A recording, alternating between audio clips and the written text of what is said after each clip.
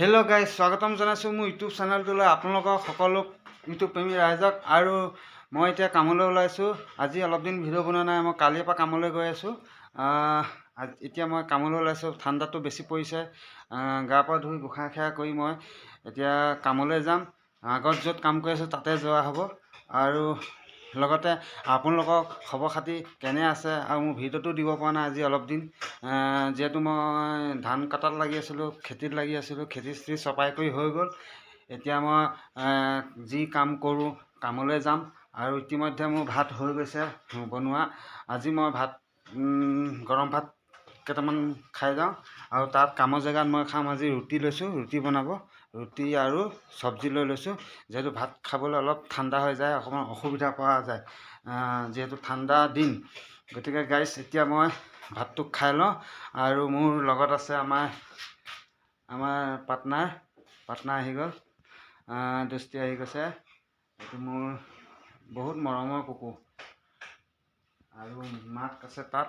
আমাৰ পোৱালিকেইটা, যিকেইটা পোৱালি দিছিলে, 8টা পোৱালি দিছিলে, 7টা মাইকী আৰু এটা মতা, অকণমান ডাঙৰ হৈছে। যিহেতু মই শিয়ালে নিবৰ কাৰণে পাৰে কাৰণে মই তেওঁলোকক অলপ সাৱধানত থৈ দিয়া হৈছে। বাৰু ডাঙৰ হ'লে কি কৰোঁ কি নকৰোঁ এইটো পিছত হ'ব। গতিকে মই আজি কামত ওলাইছোঁ। আপোনালোকে মোৰ ভিডিঅ'টো বঢ়িয়াকৈ চাই যাওক। এতিয়া মই আহি কামৰ জেগা পালোহি, কৰ্মস্থান পালোহি। আৰু কাপোৰ চাপোৰ সলাই মই ওপৰ তালালৈ যাওঁ। আৰু মোৰ লগৰকেইজন আহিছে, আৰু কাপোৰযোৰ সলাওঁ। এতিয়া আমি কামত হাত দিছোঁ। আনিছ দা আছে, আনিছ দা ককায়েক আছে। আমি সকলো অসমীয়া মিয়া মিলিজুলি কাম কৰি থাকোঁ। কিন্তু চৰকাৰখনে গৰু মাংস নাখাওঁ, গাহৰি নাখাওঁ, আমাৰ লগত মিলা প্ৰীতিটো নাইকিয়া কৰি দিছে।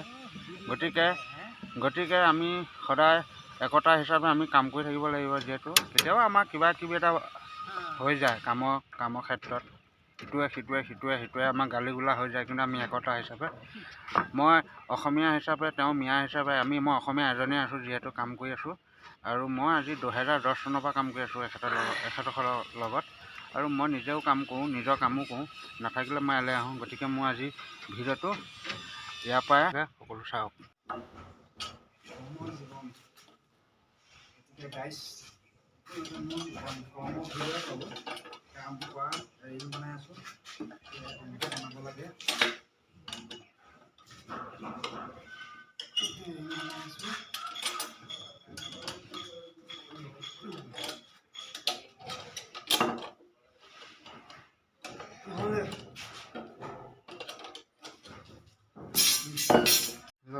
গাইছ, এতিয়া মই ভাত খাই কামত হাত দিওঁ। কামত মানে হাত দিলোঁৱেই, আৰু ভাতটো খালোঁ। খাই লৈ এতিয়া কামত হাত দিয়া চব ওপৰলৈ গ'ল। মই ৰিং বনাবলগীয়া আছে, ৰিং বনাইছোঁ। যিহেতু কৰ্মজীৱন, কৰ্ম কৰিবই লাগিব।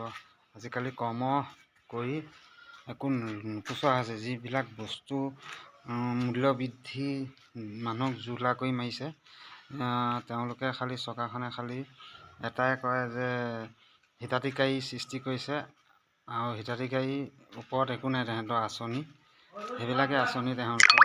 গতিকে গাইজটো কাম কৰি এতিয়া আমি জীৱিকা কৰিবলৈ অকণমান বহুত অসুবিধা হৈছে। আপোনালোকৰ পৰা কেনেকুৱা হৈছে ক'বচোন কমেণ্ট চমেণ্ট কৰি।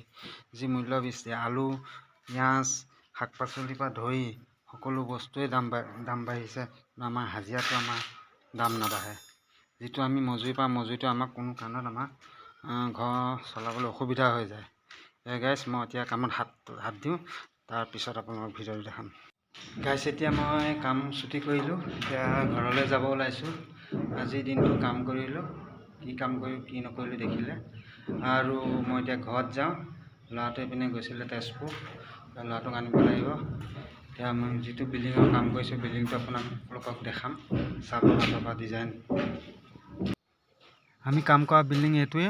এতিয়া ওপৰৰ ঢালাটো আমি চাটাৰিং কৰি আছোঁ। ওপৰৰ তালত আমাৰ চাট ঢালাই হ'ব দেওবাৰলৈ। মই আপোনালোকক তলৰ পৰা দেখাই দিছোঁ গাইজ, আমি কাম কৰা। হেল্ল' গাইজ, এতিয়া মই আহি ঘৰ পালোহি। ঘৰ পাই মই এতিয়া ল'ৰাটো আহি পোৱা নাই, ল'ৰাটোক মই স্কুলৰ পৰা লৈ আহোঁগৈ।